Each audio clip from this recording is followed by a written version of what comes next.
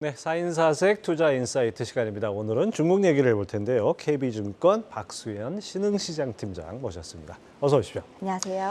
자, 지난번에 4주 전에 나오셨을 때는 뭐 중국에 대한 어떤 기대 같은 것들이 좀 있었는데 리오프닝 이후에 중국의 움직임 그게 썩 뜨뜻미지근하다 그럴까요? 뭔가 좀 화끈한 게 없어요. 네, 그래서 굉장히 중국 시장을 계속 저도 바라보는 입장으로 아쉬운 부분 중에 하나인데요. 중국의 리오프닝 이후에 지표들이 좀 뭐랄까 기저효과 때문에 왜냐면 지난해 잠깐 까먹으셨을 수도 있는데 요맘때쯤에 상하이 같은 대도시가 락다운을 했습니다. 그렇죠. 네. 그러면서 여러 가지 지표가 굉장히 안 좋았어요.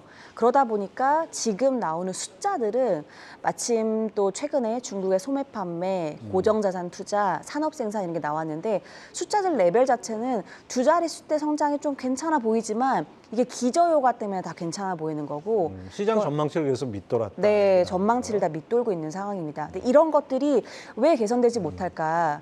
두 가지 소매 중에 판매율이 네. 18.4% 늘어면 저 숫자만 보면 엄청난 것 같은데 네. 작년 4월이 마이너스 11.1%. 맞습니다.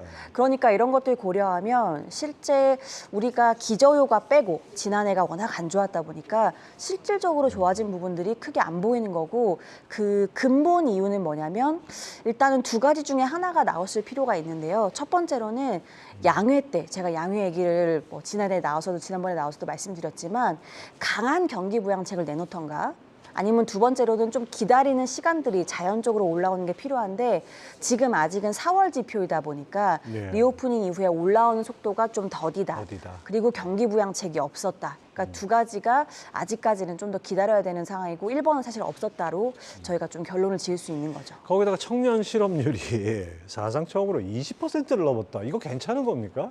아니요, 안 괜찮습니다. 왜냐하면은 중국이 매년 이 청년층이 16세부터 24세인데요. 이게 대졸자를 포함해요. 근데 중국 대졸자가 매년 거의 한 900만 명에서 1000만 명 정도 예. 나옵니다. 그러니까 이런 것들을 다 소화해줘야 되는데 이걸 지금 소화해주지 못하고 있다는 게 여실히 드러나는 거고 특히나 중국의 이 청년층들이 소비에서 중요한 역할을 합니다. 소비 예. 성향이 강하고 강하죠. 네, 이쪽을 제외한 연령층 분들은 사실상 저축의 성향들이 좀 더 강하세요. 그러니까 소비의 어떤 흐름들을 이어가지 못하기 때문에 이분들의 고용이 이렇게 안 좋다라는 건 중국발로 소비가 좋아질 수 있는 그림들이 우리가 좀 눈높이를 낮추고 기간을 조금 더 뒤로 이어내야 되겠다. 이렇게 좀 결론을 저희가 찾을 수 있겠습니다. 자, 뭐 뜯어놓고 보니까 중국 내에서도 아직 그 여러 가지로 이렇게 좀 올라와야 될 것들이 많이 보입니다. 자, 제조업 경기 전망 PMI는 4개월 만에 위축됐지만 비제조업 PMI는 이 기준선이 50을 넘었어요. 그래서 그 중국 전문가들이 2분기에 중국 GDP 성장률이 7%에 달할 것이다 이렇게 분석을 했는데 이 부분 어떻게 보십니까? 이것도 조금 숫자에 대한 고민을 해볼 필요가 있을 것 같아요. 기저효과 때문에 지난해 2분기에 지금 보시는 것처럼 0.4% 성장률이 0.4%밖에 안 됐어요. 그러니까 워낙 지난해가 낮았다 보니까 7% 하면은 좀 높아 보이지만 지난해 락다운을 좀 고려하실 필요가 있고 그래서 이거를 제외하고 나머지가 정말 좋아지는 건지를 봤을 때는 그러한 그림들이 명확히 보이지 않는다라는 게 결론을 내릴 수 있는 부분이고요. 비제조업 PMI는 사실상 아시다시피 서비스업이 주축이긴 합니다. 근데 서비스업은 사실 락다운이나 여러 가지 리오프닝 전에는 당연히 부진했던 거고 그런 것들이 월간으로 조금씩 좋아지는 게 예. 개선되는 그림이지만 명확하게 상품이 막 소비가 일어나면서 이런 것들의 기여도는 특히나 제조업이랑 같이 연결되는 그림들은 아직까지 좀 미진하다 이렇게 볼 수 있습니다. 결국 이제 리오프닝에 불구하고 중국의 부진한 내수 경기가 지속하고 있다 이렇게 평가를 하셨는데 이 관련해서 추가로 더 말씀해 주시죠. 일단은 핵심은 고용의 악순환 고리가 일단은 먼저 풀려야 그 다음에 소비가 올라오는 게 중요한데요. 중국은 가계 자산에서 사실상 가장 높았을 때는 80% 가까이가 부동산입니다. 근데 지금은 가격이 내려와서 69%까지가 부동산 가격으로 부동산이 전체 가계 자산에서 차지하는 비중이 예. 69% 정도인데 그러니까 부동산 가격이 올라가는 게 중요한데요. 부동산 가격이 아직까지 그렇게 뚜렷하게 올라오고 있지는 못합니다. 마침 제가 오늘 오기 직전에 오전에 중국 70대 도시 기준으로 부동산 가격이 나왔는데 예. 중국은 여러 가지 가격 지표가 지난해보다는 전월 대비 좋아지는 게 더 중요하긴 합니다. 기저효과 때문에. 근데 전월 대비로 부동산 가격이 조금 떨어지는 모습을 보였어요. 그러니까 아직까지 가계에서 적극적으로 소비를 하기에는 주택 가격도 올라가지 않고 고용도 좀 부진하다. 이렇게 좀 결론을 내릴 수 있을 것 같습니다. 아니 뭐 양회에서 이제 시진핑 3년임 이렇게 확정이 돼가지고 이제 시진핑 3기가 시작이 됐는데 그럼에도 불구하고 뭔가 좀 경제 면에서 경기 면에서 뭔가 좀 부스트업을 해야 되지 않나 이런 예상들을 많이 했지 않습니까? 근데 지금 나오는 거 봐서는 별로 그런 움직임이 안 보여요. 그러니까요. 그래서 최근에 수출 지표도 봐도 중국이 원유를 가장 많이 수입하는 국가 중에 하나거든요. 예. 근데 최근 4월자로 수입 지표를 보니까 원유 수입 물량 기준으로 가격 효과를 빼고 예. 물량이 오히려 마이너스로 돌고 상당히 그러니까 내수 경기가 안 네, 그래프 좋다. 나오네요. 라는 마이너스 게 확인이 1.5%. 되고 있는 거죠. 네. 이게 왜 그럴까? 제가 양회 끝나고도 누차 말씀드렸지만 올해 중국은 경기 부양에는 큰 관심이 없습니다. 뭐에 관심 있는 겁니까? 안에는 내실을 다지고 지금 리스크로 보여지는 부동산 연결되어 있는 부채를 안정화시키는 데 목적이 있습니다. 그러다 보니까 이 부채를 줄여야 되는데 경기 부양을 하는 거는 모순적인 거죠. 그러니까 이게 창과 반패 같은 거라 이 두 개를 같이 동시에 시행할 수가 없는 겁니다. 그래서 경기 부양은 사실상 올해는 대대적으로 나타나기는 어려울 것 같고 그리고 중국이 돈을 안에 있는 거를 지금 밖으로 빼고 있어요. 어떤 말씀이냐면 독일, 뭐 프랑스, 대표적인 유럽의 미국 동맹국들이랑 이 관계를 공고히 이어가기 위해서 이들의 어떤 뭐 그 인프라 프로젝트에 투자를 한다든지 에어버스를 사준다든지 돈을 밖으로 빼고 있거든요. 그러니까 상대적으로 안에서 재정을 투자할 수 있는 여력이 적은 겁니다. 이런 것들이 좀 연결점에 있다 이렇게 볼 수 있어요. 그러니까 리오프닝으로 이제 중국 경기가 반등을 한다. 급반등을 해서 이제 세계 경기가 좋아지고 우리나라 경제도 좋아진다. 이런 예상들은 상당히 좀 깎아서 이제 봐야 될 것 같은 그런 생각이 듭니다. 자, 그다음에 미중 갈등과 이 공급망 재편 상당히 벌써 한 5, 6년, 6, 7년 이렇게 지금 진행되고 있지 않습니까? 그러다 보니까 중국이 주요 수출 상대국들 그 변화도 있다고요. 네, 그 옛날에는 거의 공식처럼 움직였던 게 있어요. 중국이 세계 공장 역할을 하다 보니까 중국의 수출이 추세를 형성해서 올라간다, 좋아진다. 그러면 글로벌 경기가 좋아진다라고 봤어요. 네. 주로 중국에서 이 물건들을 가져가는 중요한 주축이 신흥국이 아니라 선진국이었거든요. 그렇죠. 근데 지금은 전혀 패러다임이 바뀌어서 신흥국들이 중국에서 물건을 엄청 사고 있습니다. 그러니까 대표적인 국가가 누가 있냐면요, 러시아. 예. 그다음에 이제 아세안, 브라질 대표적으로 유안화 결제도 우리가 적극적으로 해주겠다라고 얘기하고 있는 국가들이고 중국이 새롭게 중국 주도로 동맹국을 형성하고 있는 국가들 위주로 수출 물량들이 늘어나고 있습니다. 그래서 중국의 수출이 좋으면 통상 시장이 긍정적으로 반영하는데요. 중국의 수출이 3, 4월 굉장히 서프라이즈였음에도 불구하고 장이 거의 움직이지 않았어요. 글로벌리 중국 포함해서. 이런 것들이 상당히 좀 뭐랄까 단기 그냥 이슈일 거냐 중장기 트렌드일 거냐 봤을 때는 저는 후자일 가능성이 좀 있지 않나 생각이 듭니다. 그 중국이 최근에 그 뭐 사우디 이란 그 갈등도 중재를 하고 그다음에 러시아와 더 밀착을 하고 뭐 이런 모습들 그다음에 뭐 다른 그 저 소위 말하는 신흥국들하고 상당히 관계 개선하고 이런 것들이 보여지는데 이것이 바로 미중 갈등 속에서도 중국이 자기 지지 세력을 좀 확대하려는 이런 움직임으로 봐야겠죠. 맞습니다. 그래서 일단은 결국 패권 다툼을 하고 있는 거라 이게 어떻게 보면 좀 유치하지만 이제 정말 내 편과 네 편을 명확하게 가르는 이러한 구간에 들어온 것 같고요. 그래서 본인의 정말 이 핵심 이익과 같이 부합하는 것들을 좀 맞춰갈 수 있는 쪽과 지금 좀 공고히 관계를 가져가기 위해서 상당히 노력하고 있다. 그러니까 내부로도 내실을 다지지만 외부로도 동맹국을 올해는 정말 잘 다져나가는 게 중국 정부의 중요한 목적 중에 하나다라고 볼 수 있습니다. 뭐 중국을 계속 와치를 하시니까 중국 정부가 한국을 보는 시각은 어떻습니까? 뭐 이렇게 말로 나오는 거는 뭐 별 뭐 좀 험한 말도 했지만은 꼭 그런 것만은 아닌 것 같은데요.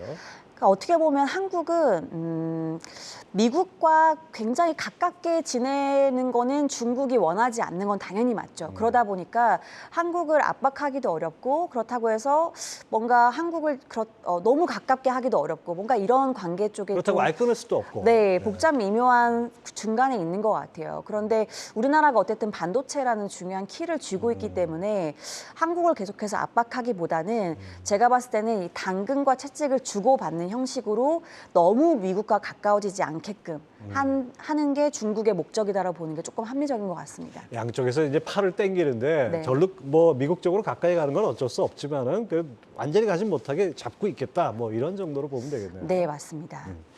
자, 그다음에 팀장님 리포트를 보니까 현재는 이제 홍콩보다 본토 증시가 상대적으로 선호되고 있는데 2분기부터는 오히려 홍콩 증시가 양호한 흐름을 나타낼 것이다 이렇게 보셨어요. 어떤 이유인가요? 중국 시장이 참 순환매가 엄청나게 일어나고 있고 이게 하나의 트렌드를 가지고 뭔가 주식을 사고 팔기가 굉장히 어려운 상황이에요. 그러다 보니까 지금은 정부의 경기 부양책도 없고 기업 이익도 명확하게 뚜렷하게 좋아지는 데가 좀 애매하고 그러다 보니까 정부가 명확하게 제시해지고 있는 딱 하나의 정책이 있습니다. 이게 국유기업 개혁이라고 해서 예. 지난번에도 말씀드렸는데 국유기업들한테 옛날에는 고용을 지키는 게 목적이었다고 하면 이제는 ROE를 개선해라. 돈은 버는 데 미션을 부여를 해줬거든요. 예. 그래서 국유기업 개혁에 해당되는 산업들을 보면은 대표적으로 금융, 통신, 에너지, 건설이 있습니다. 근데 이 네 개의 섹터가 홍콩 증시의 비중이 조금 더 높게 형성이 되어 있어요. 예. 그러다 보니까 상대적으로 2분기에는 여러 가지 중요한 이슈들이 좀 부재한 상황에서 그래도 국유기업 개혁이라는 테마 안에서는 홍콩이 상대적으로 좀 선호될 것 같다 이렇게 보여집니다. 그러니까 홍콩 증시, 이제 홍콩이 지금 이제 중국에 귀속되고 이런 과정에 있으면서 보면 홍콩 증시와 상하이 증시 서로 경쟁 관계이면서 약간의 보완 관계 이렇게 봐야 되나요? 지금은 어떻게 보면은 본토랑 가까워지는 중이라고 보는 게 맞을 것 같아요. 홍콩은 이제는 경쟁을 한다고 보기엔 좀 어려울 것 같고요. 그래서 본토가 가지고 있는 중요한 이 전략들을 어떻게 홍콩도 따라갈 거냐. 이러한 지금 큰 테마의 줄기에 있다고 보시는 게 맞을 것 같습니다. 보완 관계 이렇게 네. 봐야 될 것 같군요. 자, 여러 불확실성에도 불구하고 팀장께서 중국 경기가 그래도 완만한 회복세를 보일 것이다 이렇게 전망하셨어요. 어떤 이유인가요? 그러니까 우리가 보는 지금 지표들이 그 주로 애널리스트들이 내놓는 예상치에 부합하지 못해서 실망을 하는 거지 숫자 자체가 떨어지고 있는 건 아닙니다. 물론 그렇죠. 네, 떨어지면 큰일 나죠. 네, 맞습니다. 개선되고 있는 상황은 맞아서요. 이게 조금 눈높이는 낮춰야 되지만 이 트렌드 자체가 상승해서 하락으로 반전되는 이러한 그림은 아니기 때문에 완만하게 회복되는 그림으로 해서 기울기 자체만 좀 낮게 보시는 게 맞을 것 같고 기울기가 완만해지는 만큼 기간은 조금 더 길게 형성이 될 것 같아요. 올해는 올해 연말까지 중국의 소비 주도의 어떤 이 경기 개선이 나타날 거라고 봤었는데 내년 2분기까지 좀 지속되지 않을까 이렇게 보여집니다. 제가 뭐 저 사적으로 들은 얘기는 중국 그 지도부의 그 이 시야라 그럴까요? 시선이 머무는 것이 우리나라 같으면 사실 1년 단위로 뭐 그런 거 하잖아요. 그리고 뭐 정권 입장에서 한 5년 단위 가는데 중국은 100년을 본다 뭐 이런 얘기를 뭐 이게 칭찬인지 아닌지 모르겠는데요. 그런 얘기도 있어요. 그렇죠. 중국은 아무래도 정권 교체라는 이러한 이슈가 없기 때문에 조금 더 장기 시야로 정책을 꾸리는 면들이 있고 그래서 중국의 이 뭐 여러 가지 반도체 굴기라든지 이 내재와 관련되어 있는 것들도 우려가 많지만 뚝심 있게 진행을 한다는 점에서는 좀 저희가 계속해서 동향을 살필 필요는 있을 것 같습니다. 또 한편으로 이런 얘기도 있습니다. 중국이 인구가 많다고 해서 축구 잘하는 게 아니고 그 뭐 아무리 돈을 투자한다고 해도 축구하는 거 보면은 결국 중국이 한계도 있는 거 아니냐.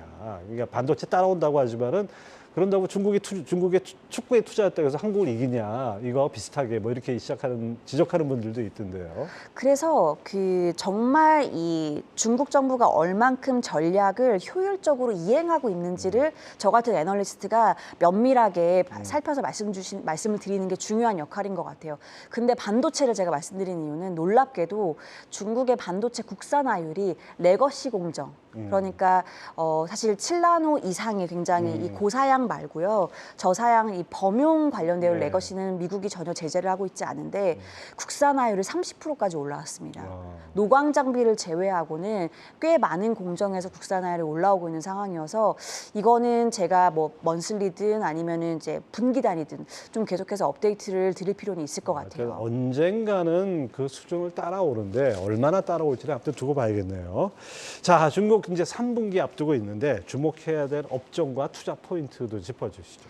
참 중국이 미중 갈등이라는 이 어려움 때문에 주식의 어떤 이 펀더멘탈만 가지고 보기가 굉장히 어려운 구간이 지속되는 것 같아요. 그래서 아무래도 내년 1월에는 대만의 총통 선거 그리고 내년 11월에는 미국 대선이 있기 때문에 3분기부터 이제 하반기로 들어가니까 미국 쪽에서 오는 이런 노이즈들을 좀 감안해서 2분기는 제가 홍콩을 상대적으로 괜찮다고 말씀드렸지만 하반기부터는 본토 쪽으로 좀 눈을 돌리실 필요가 있을 것 같아요. 왜냐하면 본토는 외국인 투자자 비중이 6%밖에 안 됩니다. 예. 그러다 보니까 상대적으로 이러한 국제 정세 변화에 조금 덜 민감하게 반응하는 측면이 있고, 그리고 하반기부터는 이 소비 기반의 경제 성장 회복되는 게 조금 더 명확하게 보일 것 같아요. 그러다 보니까 지금은 중국의 경기 민감주들, 소비 관련된 섹터들이 좀 부진한데 예. 하반기에는 상대적으로 올라오는 그림이 조금 더 뚜렷하게 보일 것 같아요. 그래서 경기 민감주 비중이 좀 높은 중국의 중요한 지수 중에 하나가 CSI 300이라고 있습니다.